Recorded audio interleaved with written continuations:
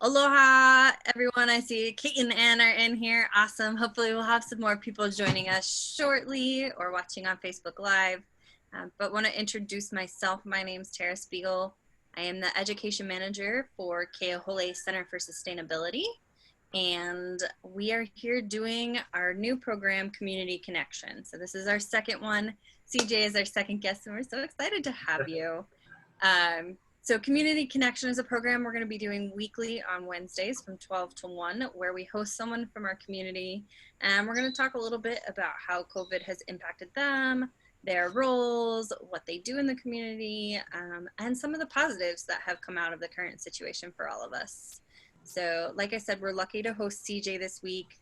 I'm going to go ahead and let you introduce yourself. So I'm sure Kate and Ann know who you are, but for those of you who are on Facebook Live with us, please know that there is a huge lag, so you are more than welcome to join us through Zoom, and that way you can participate in questions, chats, things like that. But if you'd rather watch from Facebook Live, that's absolutely okay. I will get to those comments and questions as fast as I can, but please know there's a good 2 to 3 minute lag from Facebook Live to Zoom. So we'll do our best, but I'll turn it over to CJ so he can introduce himself. Hi, thanks, Tara. First off, thank you for setting this up. Really excited to be here today. So my name is CJ Kow. I work for the Division of Aquatic Resources Marine Wildlife Program for Endangered Species. More specifically, I work with the Barbless Circle Hook Project, which we'll talk about later. But I'm happy to be here, so thanks for having me. Awesome. And then CJ, we always like to kick these off with a few questions around our current situation with COVID-19. It's a scary time for a lot of people, a frustrating time, but we've also seen some positives come out of it. So could you tell us maybe a little bit more? One, what's your role at Marine Wildlife Program? What do you do? And then maybe some of the challenges you face because of COVID-19 right now. Yeah, so my main job currently is to actually help spread awareness about barbless hooks, which is a way we can mitigate the amount of damage to these endangered animals. The way we do that is by doing a public outreach, whether it be at fishing tournaments, community events, classroom visits, you name it, we're there. Just essentially creating material, education material, and passing it out to people and students so that they can actually learn about barbless hooks and all these endangered animals. Um, Obviously, with the whole COVID situation going on, we are not able to go out and actually do education outreach, unfortunately. So what we're doing now is actually more of a shoreline monitoring thing. So we're actually collecting data for these endangered species along the shoreline, uploading that to a cloud, and then NOAA can use that for their science as well. So that's how it's affecting us right now. We can't do outreach, but we're doing other things online like this. That's awesome. So you would actually say that maybe COVID gave you a chance to get out of the office a little bit more? I would argue that's a good case, yeah, for sure. You know, I do get to go to the beach now to monitor these animals instead of just talking about them. So that's definitely a pro of this whole situation. And I guess my other question for you, especially around this current situation that we're living in, is you talked a little bit on it right there, but how have you had to innovate?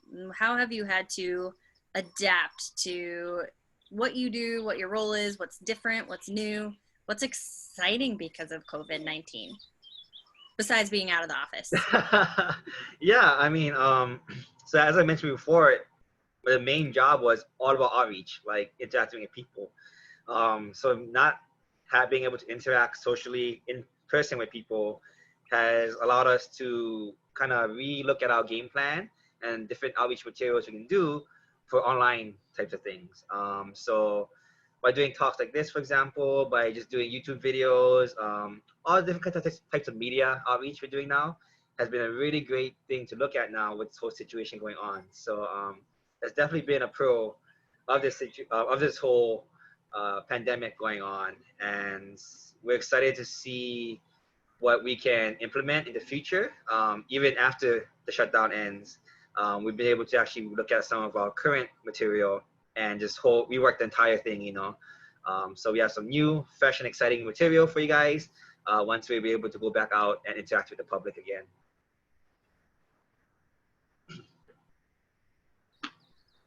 Yeah, sorry, I think you're adding more people now, yeah. Well, with that,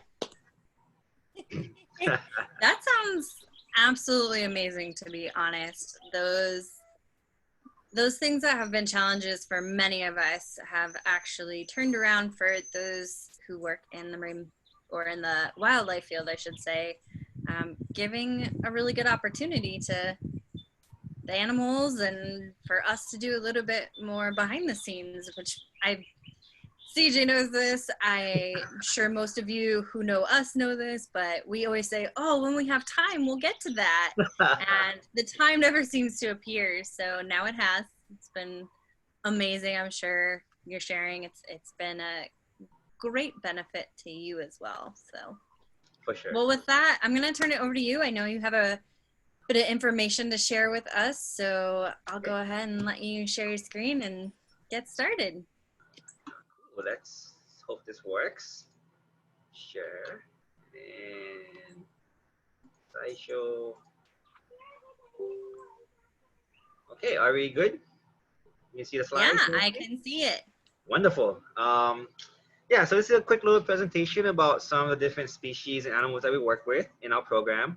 And then I'm going to talk about the threats they face, some background information about them, and then of course how we can mitigate those interactions and actually improve the health of these species overall. So once again, my name is CJ, and my job is with the Division of Aquatic Resources Marine Wildlife Program Barbless Circle Hook Project. So that's my title right there. So to start things off, we actually have some questions for you guys. Tara will be running a poll so you guys can answer on Zoom. If you're watching on YouTube, you can just pause the video and guess yourself. No cheating, right? So the first question I want to ask you guys about is monk seals. So they're endangered, obviously, but how many monk seals are alive today? So I'll give you guys a few seconds. Tara's going to put up the poll. You guys can answer that. It's more than 100. I'll tell you that. It's more than 200.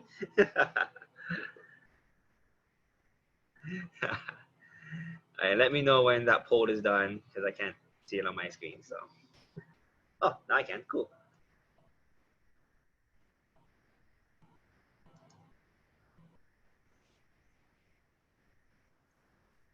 Oh, we already have somebody who's a smarty, a couple of smarties who voted.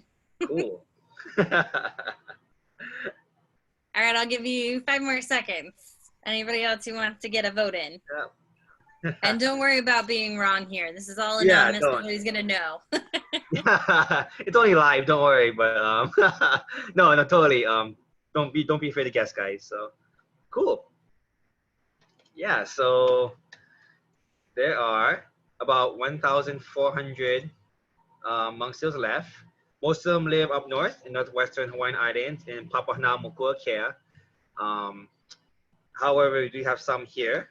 So of that 1,400, sorry, I'm switching between screens. How many of them live on Hawai'i Island? So it's 1,400 total. How many are on Hawai'i Island or the Big Island? On average.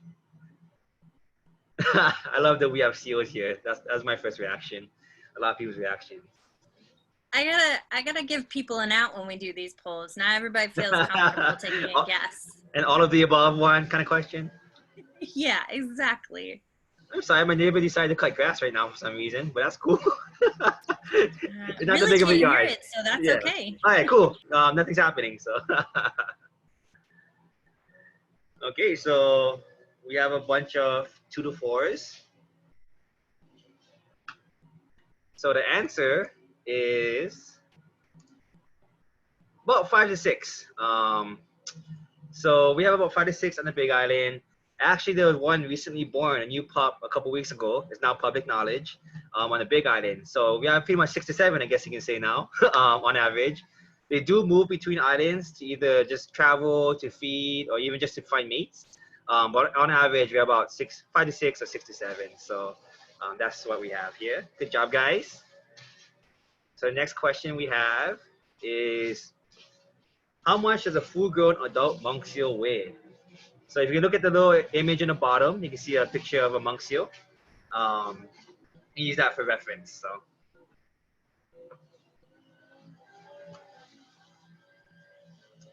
And Tara put the poll right here. Yep, there we go. Ooh, is it 200 to 300? 400 to 600, 1,000. I don't know. They are big. They are definitely big. So.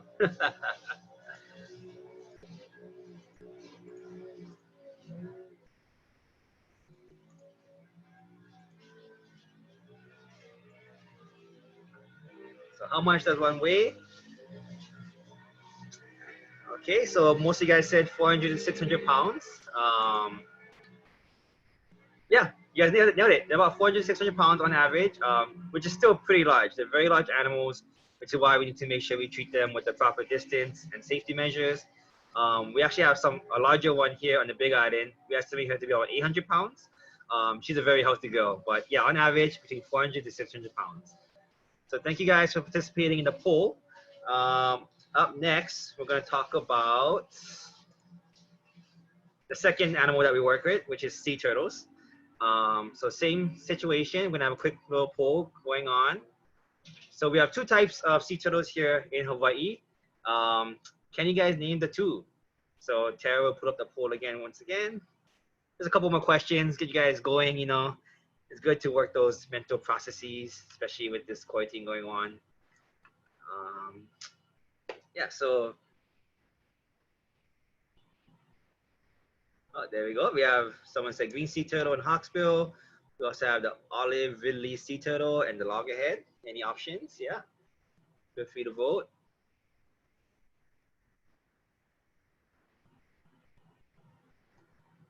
Okay, cool. Yeah, you guys pretty much nailed it. You guys have some Honu experts here with these species. So the green sea turtle and the hawksbill are two of the species here in Hawaii. The green is the one you always see along the shorelines, resting on the beaches. The hawksbill tends to be a little bit deeper, but they're also a endangered species as well. So keep an eye out for those guys. So second question is, what are the Hawaiian names? So I'm sure you guys know the green sea turtle Hawaiian name, but what is the hawksbill one as well? Yeah, is it Honu and Honu, Honu squared, or Honu and Honu air? I actually had to learn this when I got this job because I didn't know there was a name for them, a Hawaiian name. I thought they were all Honu too, so. Yeah, that one's pretty straightforward. You guys pretty much got it.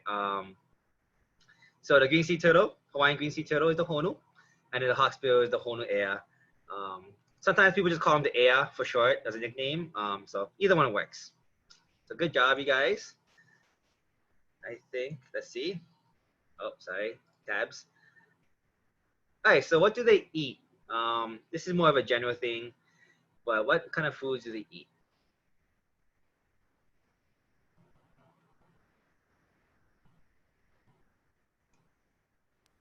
All right, I gave everybody about 10 more seconds. Gotta get those votes in. It's okay to guess.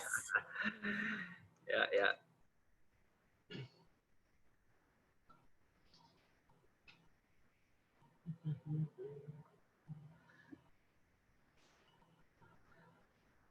Hope you guys aren't just clicking because someone else chose to answer. Cool. Algae and limu.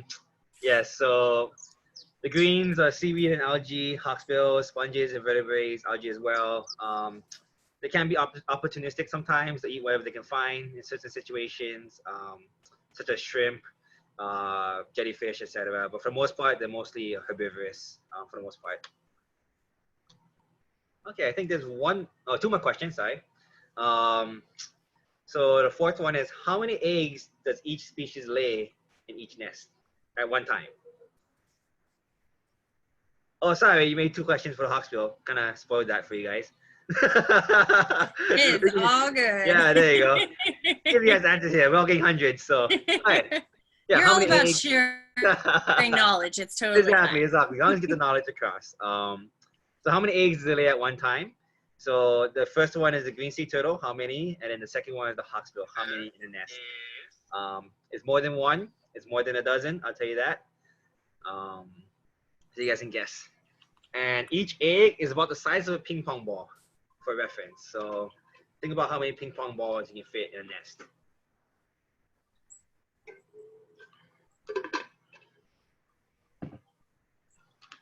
Oh, we have some good guesses. Okay. We do. Oh, All this is the right. first split one. All right, I'll give you 5 more seconds. Yeah, 5 more seconds.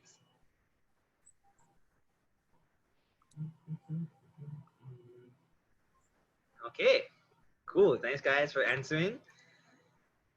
So for the green sea turtle, on average, it's about 100 eggs. The hawksbills are about 180. So you guys were close.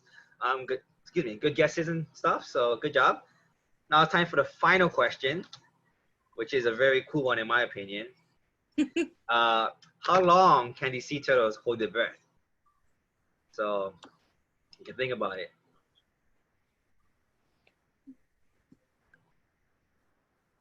Up to 20 minutes. That's a good guess. Yeah. Fun fact: monk seals can hold their breath for about 20 minutes. So what So about sea turtles? that's a good comparison. Do you think turtles hold their breath longer or shorter than monk seals? Exactly. You know, the mammals and stuff going on. Guaranteed it's longer than me. Yeah, for sure, for sure. Okay. All right, 5 more seconds. Yeah, nice diversity. Most of you guys, 2 of you guys are saying up to 7 hours. All right, Cool. there we go. Yeah, so obviously it depends on how active they are at the moment. But sleeping turtles can actually hold their breath from 4 to 7 hours. Sometimes they sleep underwater. So imagine like when you go to sleep, you're holding your breath the entire time, basically. If you get 4 to 7 hours, which you wish we had sometimes. But yeah, that's crazy. So these are really cool creatures. Thank you guys for participating in the polls. And now we'll move on to the final. No, yeah, the final thing. Okay, cool. So there's a different ways to tell the differences between the two species. There's actually several ways. The first one is actually by the number of plates on the head. So the green sea turtle has 2 plates. Tara, can you guys see my mouse? Just want to check. You see my mouse here? Cool. Absolutely. My pointer finger here. So the green sea turtles have 2 plates, 1 and 2 on their foreheads. And the hawksbill has 4. So 1, 2, 3, 4. Also, another way is just like its name implies, the hawksbill sea turtle has a very pointy beak. It's like a hawk, it's a hawkbill. So that's one way to identify as well. And the third and final way to tell the difference is actually by the shape of the shell. So hawksbill sea turtles actually have these serrated edges along the shells, which are very cool, compared to the green sea turtle, which is more smooth and roundish as well. So one thing to note is that the hawksbill, as they get older, these edges become less and less pronounced. So it's harder to tell the difference, but that's when you can count the frontal plates or look at the beak as well. So that's 3 different ways you can identify the species. And the final species that we work with for our program is the false killer whales, or pseudorcas. These are also endangered. So a lot of people ask, like, why are they called false killer whales? Because from the outside, they don't really look like killer whales. The color scheme doesn't match up, the skin patterns, even some of the fins are a little bit different. Actually, if you look at their skulls, though, you can see between the 2 pictures here, the top and bottom, it's super similar. That's why they call it pseudorca, because if you're looking only the skulls, it's very hard to differentiate. So that's how they got the name. Because they look like killer whales, but they're not really, you know, so little false action going on. So that's how you tell the difference. They currently face a variety of threats here in Hawaii. Most of them are human-based. So it can be things such as pollution and toxins from runoff or just from ships. Reduction in available food due to overfishing is also a big issue. Along the same lines, entanglement in fishing gear. They can get hooked as well in the mouths if they're eating a fish that someone hooked. And of course, sadly, it's sad to say, but some people are actually going out and just shooting them because they see them as competition for the same resources. So that was a big issue for a while too. People actually killing these whales on purpose. So all these factors has led to the population declining to about 150 to 200 left here in Hawaii. So kind of sad, but that's the threats they face. One of the biggest threats they face, though, is long line fishing. So long line fishing is just like the name implies, it's a really long line with up to 10,000 hooks at one time in the water. And these hooks are baited usually. And what they do is they just soak them. They leave them out there for hours, even days sometimes, depending on what they're doing.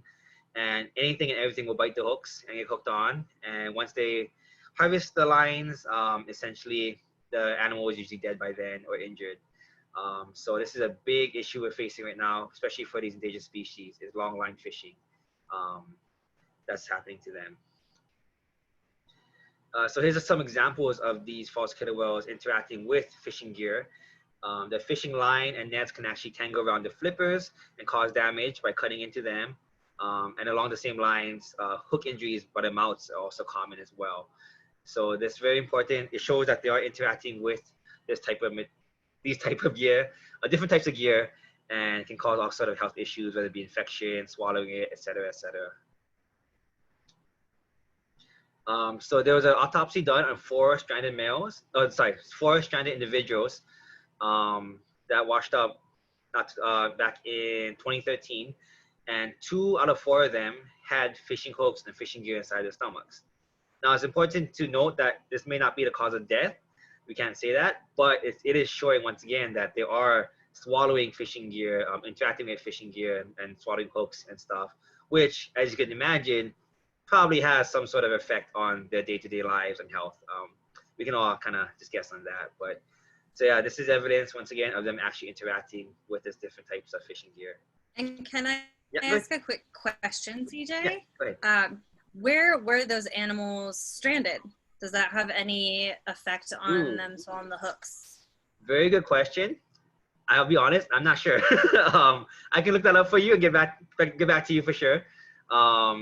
Yeah, sorry, I'm not sure, but I'm sure you can look it up somewhere, or Noah would probably know, or someone. But I can definitely get that information to you guys. Sorry, I decided there's a lot of stranding, so I don't remember this one off the top of my head. But good question, very good question. Oh, there's a lot to keep track of. There's a lot of cases and stuff, but yeah, very good question. I'll definitely look into that for you guys. So, so that's the threats for the false killer whales. So now we can go back to the sea turtles, which is the second type of animal we work with. So the threats that they face are, once again, a lot of human-based things. Just touching them, feeding them, just interacting with them can, really ruin their daily activities, their feeding habits, etc. Another big issue is actually lights on the beach at nighttime. So as we talked about before, they do lay eggs. They usually lay the eggs at night. They actually come to the beach, they dig a hole, and they bury the eggs, and they return to the ocean. That's what adults do, the females. And then within the babies, they actually hatch at nighttime as well. What they do is they actually dig out of the nest, and they use the moonlight as a way to find their way to the ocean. So if they hatch and there's another source of light, like headlamps or just a very bright source of light that's human-based, it can actually disorientate the babies. They may get lost, confused, and it can actually have pretty bad consequences on them. And the same thing, driving on the beaches. You can either crush the eggs by driving on the beach with your cars and trucks, or you can actually compact the sand down that the babies can't find their ways out of the nest. They can't dig out, and they end up like suffocating and dying within the nest, which is another sad interaction there. So those are different types of threats they face. Once again, a lot of it is human interactions. So spreading awareness is very important, and educating the public about how they can be impacting these species. Predators are also a big issue, just for like a lot of other native species in Hawaii. Mongoose, cats, rats, pigs, crabs, they can either dig up the nest, eat the babies, eat the eggs, just damage the eggs in general. You name it, they'll do it, So it's definitely important to make sure that we have proper predator control within important nesting areas, because a lot of sea turtles actually return to the same areas they were born as well. So it's it's important to manage those areas. They also get sick a lot. That's another threat they face. So they have fibrobapillomatosis. Say that 5 times fast. Essentially what it does, it makes a bunch of tumors that grow all over the body. And if the tumors get large enough, it can actually like cover their mouths so they can't eat, their noses, the nostrils. It can stop them from swimming properly so they can actually drown. It's actually a pretty bad disease, and a lot of the sea turtles and honus are affected by that from local nearshore areas. Just like false killer whales, rubbish in the ocean, marine debris is a big issue, whether it be nets, fishing nets, hooks and lines, they can get entangled, they can swallow hooks, that can have negative impacts on them as well.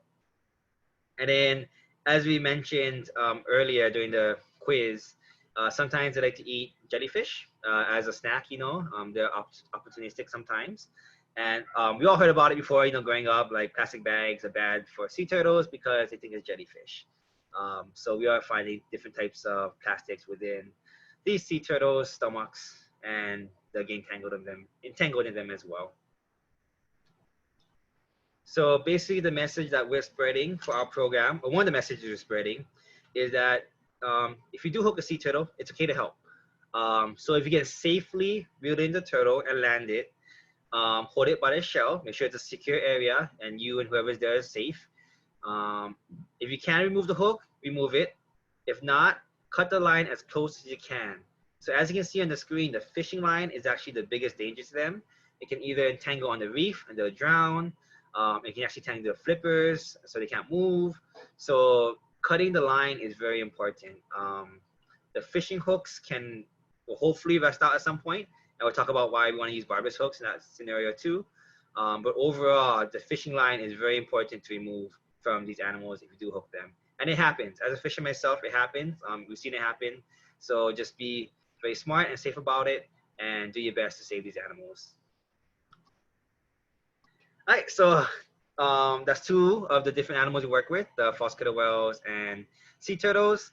Now we talk about the threats to the Hawaiian monk seals. So, I mean, it's not like a broken record at this point, but human interactions is a big thing, you know. As we talked about, they're 400 to 600 pounds. They're big animals. They're very large and they will bite. They're wild animals.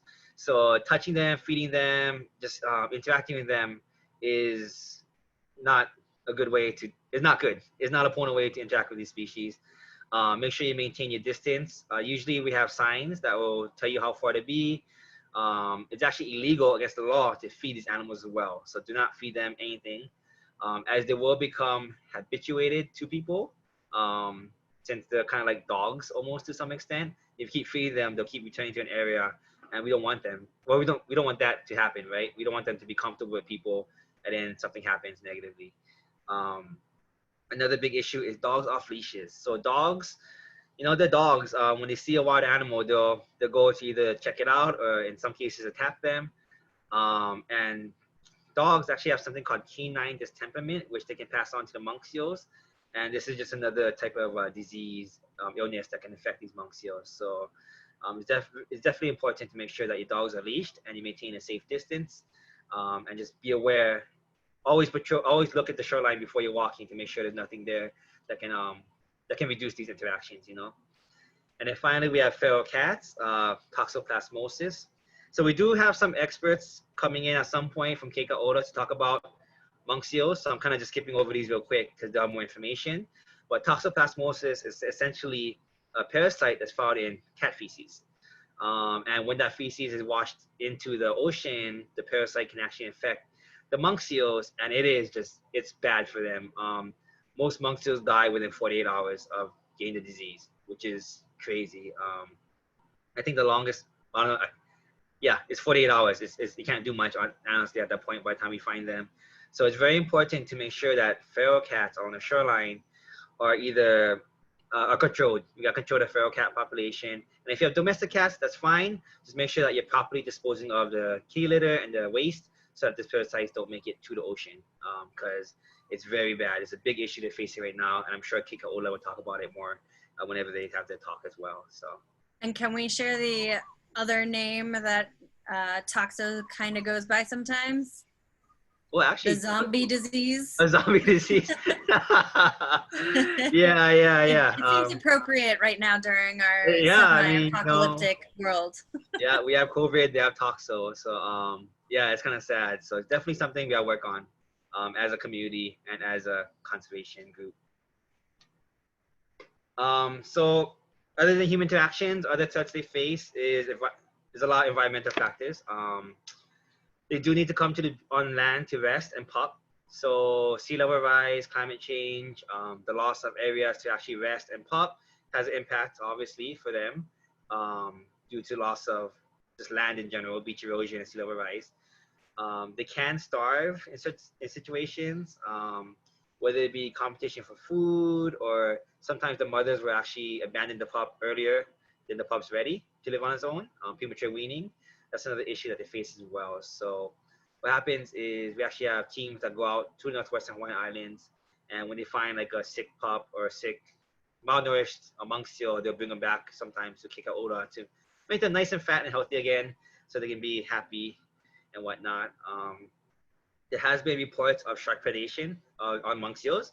Sharks are predators, so it does happen. And in certain situations, the sharks will actually to actually swim onto land and grab the pups and then bring them back into the water. So that's another issue. Well, not issue, it's the cycle of life, but that's another threat they face.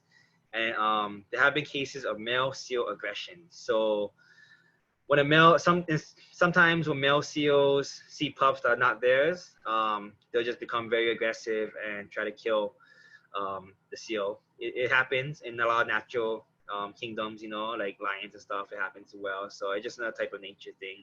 But that does add to the mortality of these pups overall. It's just the aggression of the male seals. And, rubbish in the ocean, marine debris. We always hear about reduce, reuse, recycle. They can get tangled in nets. They can consume trash. Fishing hooks, as I mentioned before, is a big issue for them as well. And it can just it's just sad, seeing these animals get caught in just trash that could have been properly disposed of, hopefully. So that's a big thing. Marine debris is always an issue, like always. And it's always important to be as sustainable as possible. So as I mentioned, we have the monk seal here on Big Island in Kalua Kona, down in Otek, Kekaola. So hopefully they'll be giving a talk at some point in the future, and they can tell you all about the awesome programs they have. They have a great volunteer program, like one of the best ones, I would argue, around anywhere. And they help rehabilitate sick or injured seals. So looking forward to that talk as well. So I'll leave that to the experts.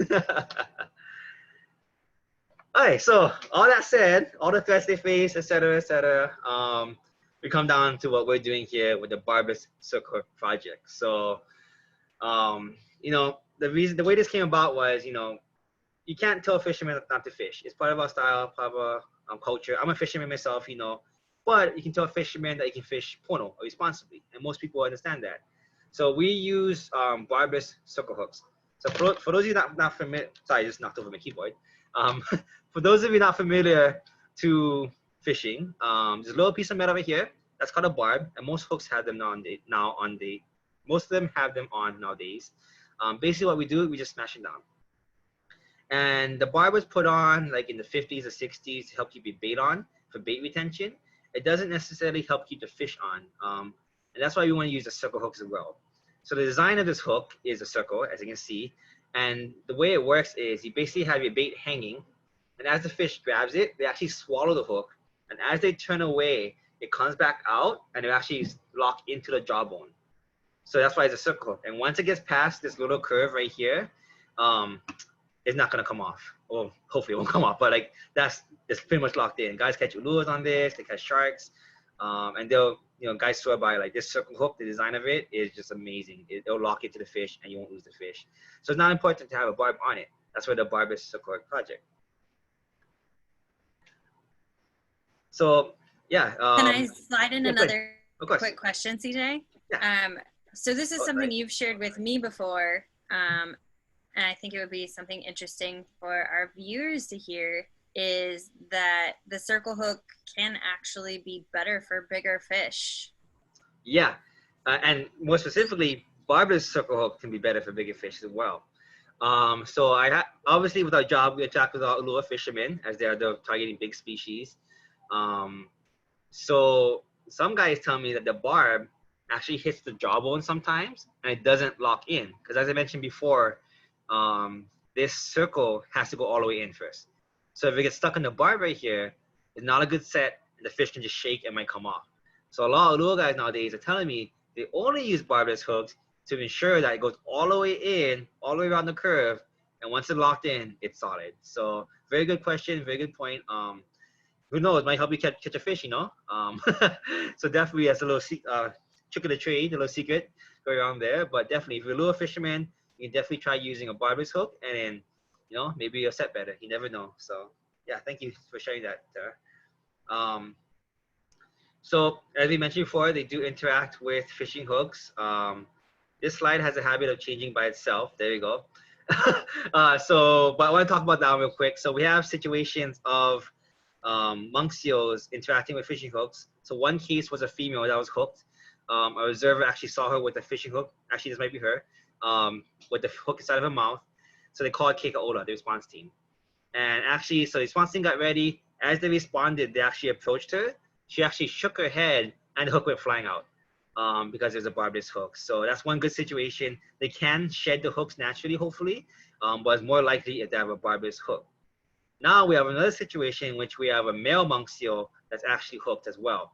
And he was reported, the team can't get to him at the moment, but the hook, he still hasn't been able to remove the hook yet because we believe it's a barbed hook. So till this day, it's actually still in his mouth, as far as I know, which is kind of sad because it's a big piece of metal, you know, inside your mouth. So that can have all kind of negative benefits for them. So yeah, so barbless hooks is definitely the way to go because the chances of them being able to shed it is much higher. So how can you make barbless hooks? It's actually super simple, and a lot of people are surprised about how easy it is. That's what the little activity we do at our booths.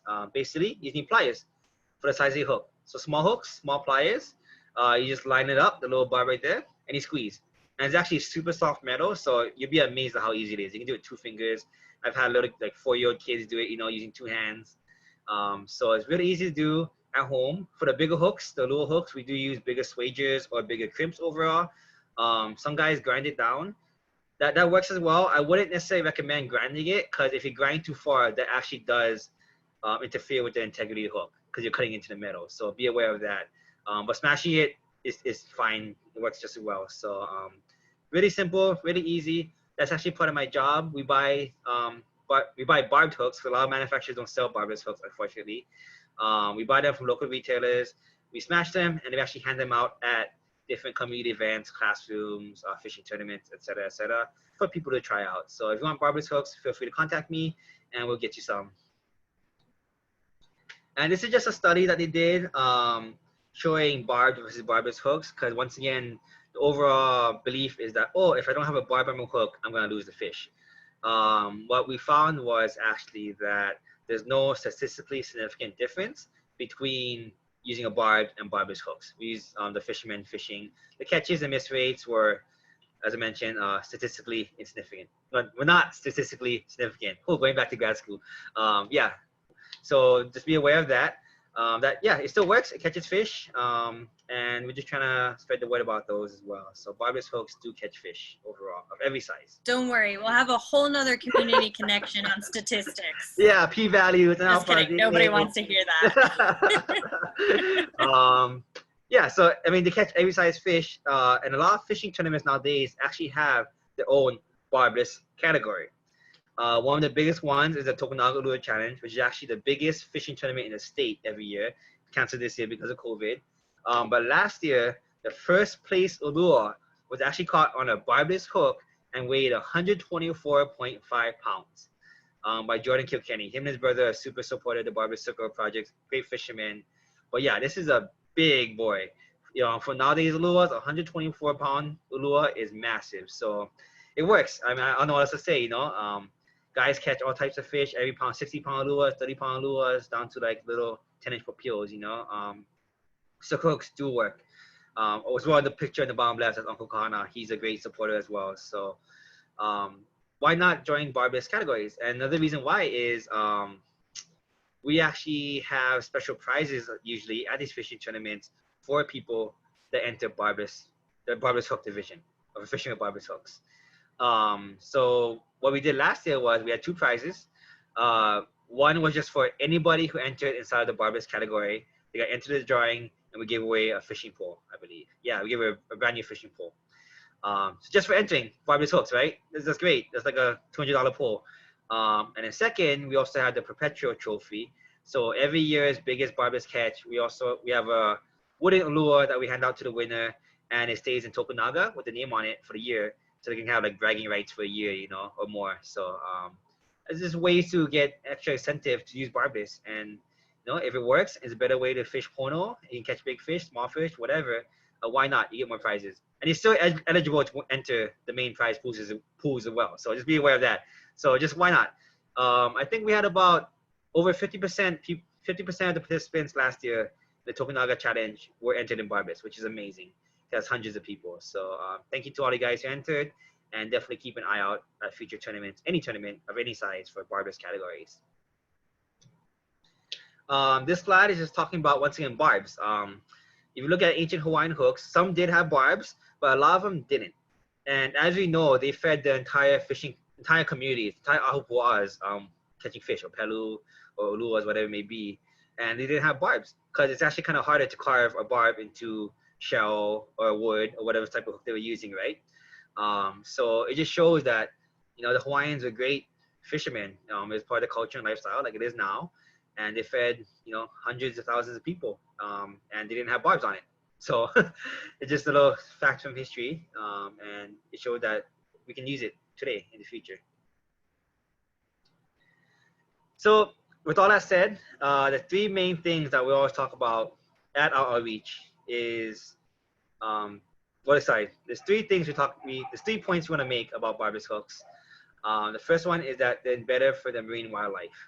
Once again, monk seals and sea turtles, they do interact with fishing hooks and fishing lines. So being able to move the barbless hook easier, or having it shed by themselves, can be more helpful for them. Catch and release is the second reason why we want to promote barbless hooks. This barb can actually cause a lot of damage to small species, or even large species as well, to the mouth or stomachs. So when you remove that barb, you can actually damage the mouth. When you release it, it may not be able to feed or feed properly, and it might die, which is a waste. And a lot of fishermen. And CJ, why would you release your fish that you caught? Very good point. I mean, sometimes not intentional, right? You drop them in the water, but no. So catch and release is a very popular thing. Recreational fishing is for the fight, and some people just like to catch them for the thrill and the fight of catching fish. You know, it is fun. Sometimes the fish may not be of legal size or in season. So a good example of that is the papios. It's a very common species here in Hawaii, part of the jack family, trevally. And it has to be at least 10 inches for you to keep it, legal size. They are open season, so any time of the year. But if it's anything less than 10 inches, you have to release it. It's against the law to keep. You can be fining for it. So, yeah, if you catch a small fish that's not legal, or you're not going to keep it, that's the reason why. Another reason is just to, what's the saying? Let them go, let them grow, you know? We like to catch big fish. So sometimes you catch a small fish, you're like, you know, I'm going to let it go so it gets bigger, you know? Maybe it's this little 1 pound omilu will turn into a 100-pound lure one day, which helps the fisheries. So a lot of fishermen have that mentality as well, of just catch and release, especially the smaller ones overall. So that's why we use barbless hooks, because when you release them, you want to cause as little damage as you can to these animals, to the fish. And then the final reason that we always promote the use of barbless hooks is personal safety. So this image is pretty brutal. I've seen worse ones, like in the foot, in the head, in the hands. Yeah, I mean, it's pretty straightforward. You know, having a fishing hook inside of you is not fun. As a fisherman, we've all been there, whether it be your skin, your clothing, especially with little kids casting around, whipping hooks around. It happens, you know. And if the barb gets into you, it's just almost impossible to remove without a little minor surgery. If you want to do it by yourself, you have to push it through and just cut off the tip or the eye, which is not, I wouldn't recommend. Most people go to the ER and then just get a little numbing, and then they do a little surgery to remove it. So barbless hooks, they still hurt, but you can hopefully pull it out yourself as well. So yeah, nurses are #1 supporter for this message, because so many nurses are like, yeah, I seen it all the time, guys coming fishing hooks, you know.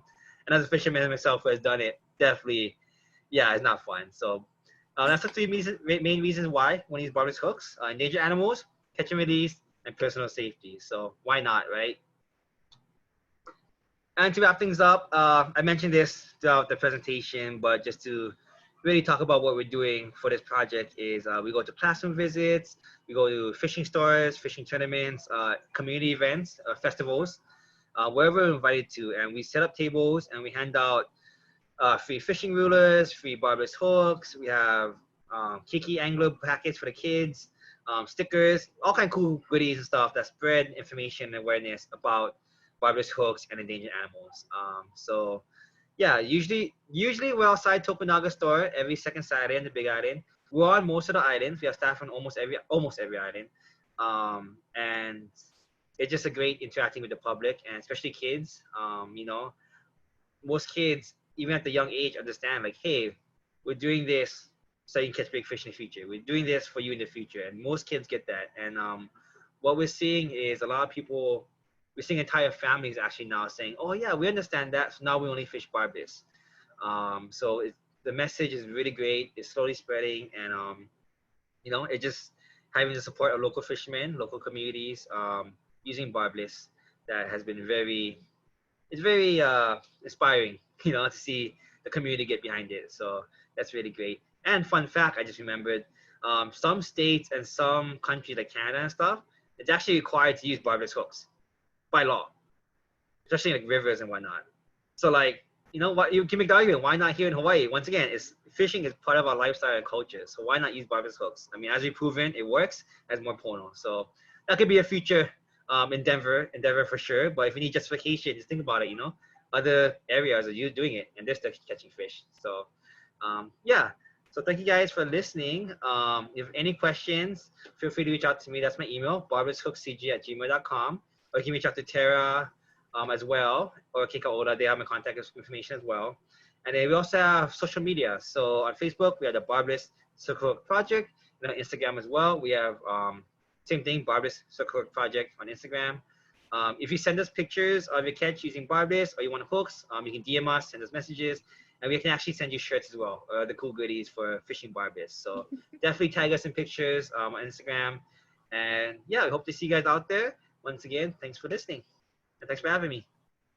Everybody likes swag for Everybody just loves fishing. swag. Let's see, those fishing shirts are the best. So They really are. I can speak to the fact that those shirts are amazing. yeah.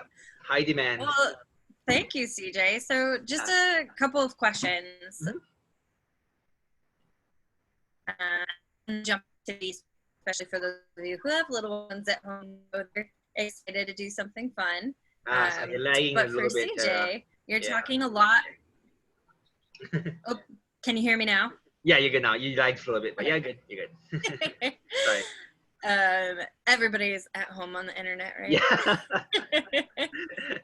that is one of the cons to COVID-19. But speaking about the COVID-19 situation, and you're sharing that you do a lot of monitoring of these three different species, the false killer whales, the turtles, the monk seals. Have you noticed, as a fisherman yourself who's fishing on both sides of the island, have you noticed there's more people fishing or less people fishing right now? Good point. So in certain areas, such as state parks that are fully closed, well, okay, never mind. They never were fully closed to the public. You still access it for fishing, because fishing is considered an essential activity. But they're harder to get to state parks. You know, there's almost no fishermen there. When I do my patrols, there's no fishermen there. I've actually been seeing different behaviors from the animals as well. So I'm seeing honos and monks resting on areas which are popular swimming areas, which is great, you know. So the animals are definitely enjoying it. I do see some easier access areas with more fishermen now, since everybody, you know, a lot of people are unemployed now. They're not working, kids aren't in school. So certain areas such as South Point, the density of fishermen has exponentially growing. So that's one thing that's happening. But so there's pros and cons to it with the closure for these animals and fishing overall. Some areas are great. You see them recovering. For example, Two Step down in Hona now. That's fully closed by the community, actually. The community took it upon themselves to actually close it during the COVID. And just seeing that reef healthy, it's one of the most popular snorkeling spots on the island. Just seeing that reef recover from all the sunscreen, from all the swimming and stuff is really awesome. And seeing the animals as well. And there's other areas you can see, like, 20 plus people fishing at one point, which is like, it's different pressures as well. So pros and cons to it for sure. Good question. Yeah, so I mean, it's a little bit different what the pros and cons are, but yeah. overall, you would say you are seeing a dramatic change in the wildlife coming up on the beaches or showing up. So something pretty positive coming out of COVID-19, and maybe sure. more efficient fishing. Yeah, maybe, maybe once it does open up. Food security. Yeah. Who knows? So yeah. And Anne actually had a question about the 5-row I always screw up this word. Yeah, The fibro on the turtle. Yeah, How do they get that? What causes that? As far as I know, they're not sure the actual source of it. We think it's runoff and pollution. If someone enters the sea turtle and once it's in, it affects them basically. So we're still doing studies on that. They don't know the actual source, but I think what I heard last was it was pollution, just runoff and stuff from different things. So, pollution and stuff. So that's a big one. Oh yeah, thank you, Candy, for tuning in. She's heading out, but yeah, overall pollution. And what happens is if there's a sea turtle with fibromatosis, people call it in. Sometimes we have people respond to it. Some of our team members, they actually capture the turtle if possible, and then ship it over to Oahu to have those tumors removed. That's the only way they can really treat them, is actually just removing the tumors. So that has happened before. So very good question, Anne. And we'll get back to you once we get the answer, hopefully. Hopefully you see an article about it once we solve the case of the source. And we're going to post this on our Facebook page and on our website for Ke'ohole Center for Sustainability. So when I make those posts, I'll make sure I have these questions written down. We get the answers. I'll actually post the answers with the videos so that we'll have them all in a nice location for whoever else wants to watch. Well, thank you so much, CJ, for giving us some good vibes and sharing some information and making us feel good around COVID-19. No, this is my social interaction. No, it's a challenging time for everybody. No, super happy to be here. Thanks to everyone who tuned in. Once again, if you have any questions, feel free to reach out to me on either Instagram or to my email that I posted earlier. So yeah, let's hope everybody's safe and having fun as much as they can. So. And so for those of you who do have keiki at home and want to hang out, we would absolutely love to go ahead and make barbless hooks right now, but we know that not everybody has hooks at home. And maybe if you do, you already have barbless hooks. So today we're going to take a little bit of inspiration from CJ and a little bit more of what he's been doing because of COVID-19. He shared earlier, for those of you who aren't here, that he has been walking the shorelines and doing more monitoring, checking out those animals. And we never want to get close, as CJ shared. We want to be very respectful. We want to limit those human interactions. That's a big challenge for those animals. So today, me and the keiki and CJ are going to go ahead and make our own binoculars. I will say, for those of us who are older, they are not high definition binoculars, but they will help us focus our eyes. So as you go around the house today, I'm sure most of you have these lying around. We got some toilet paper rolls. If you don't have a toilet paper roll, if you have a paper towel roll, you can cut it in half. That works really well. I happen to have toilet paper in my house. I didn't lose out on the whole scram for toilet paper. So I have two of these, and basically we're going to put them together like this. Now, before you put them together, what'll be really fun for our keiki to do, if you have crayons, markers, even a pen or pencil around the house. I happen to have some markers I found. I didn't even know I had these, so it was a lucky day. You can definitely encourage your keiki or yourselves. You can make these too. I keep saying keiki, but as you see, I'm making them right now, so it's for keiki of all ages. But you can draw on here. Maybe you want to draw a honu on here. You're inspired by CJ. I'm not very good at honu, but let's see, I can put a little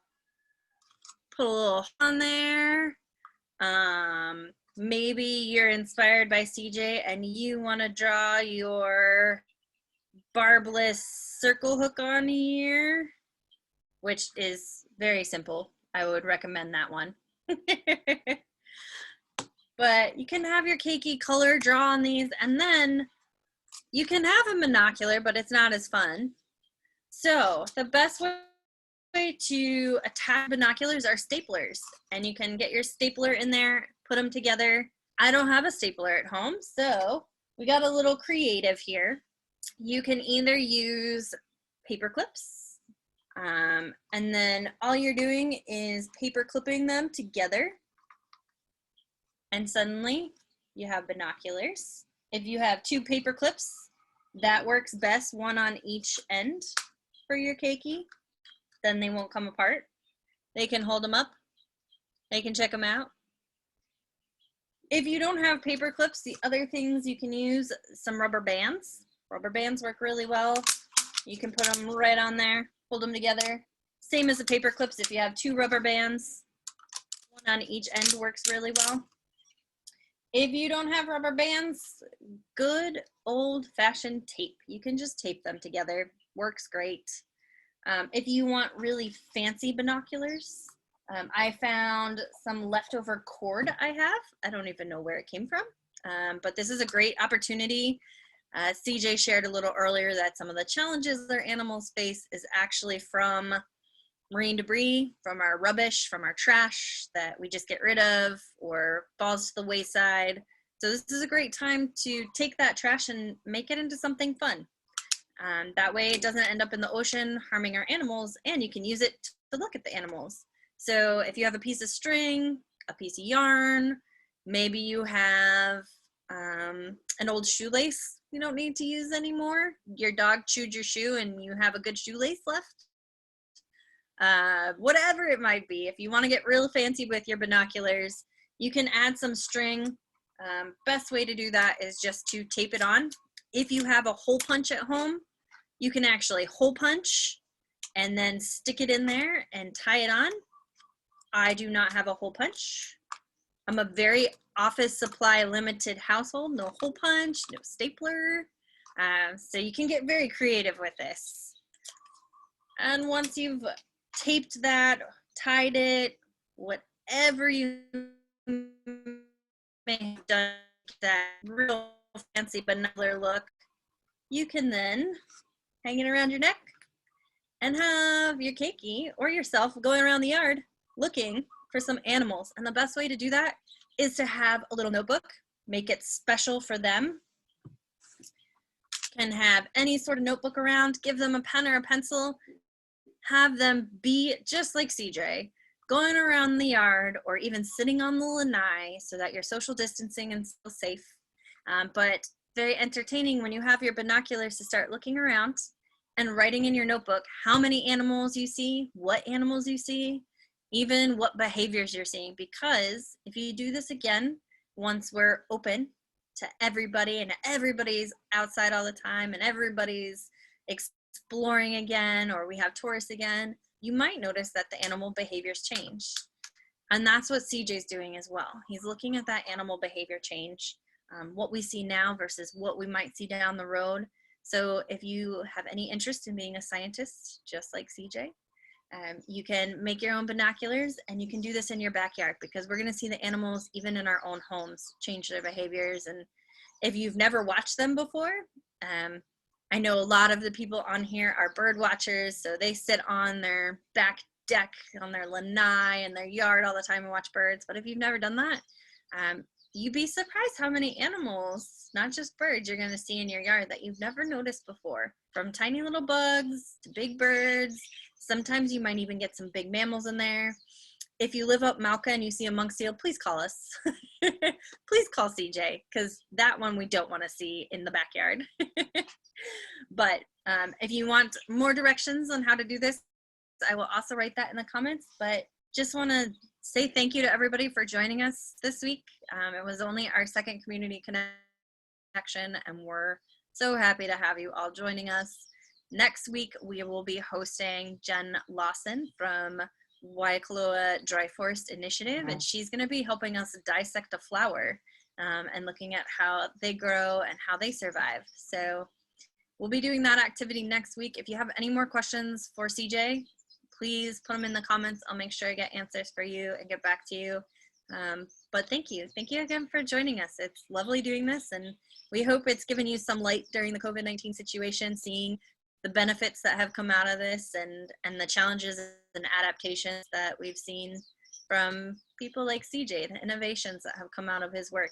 we heard that his work has changed pretty drastically, but still fun and out of the office even more. So thank you, CJ, for joining us. Thank you, everyone, for joining us today, and we'll see you next week. Bye, Aloha. everyone.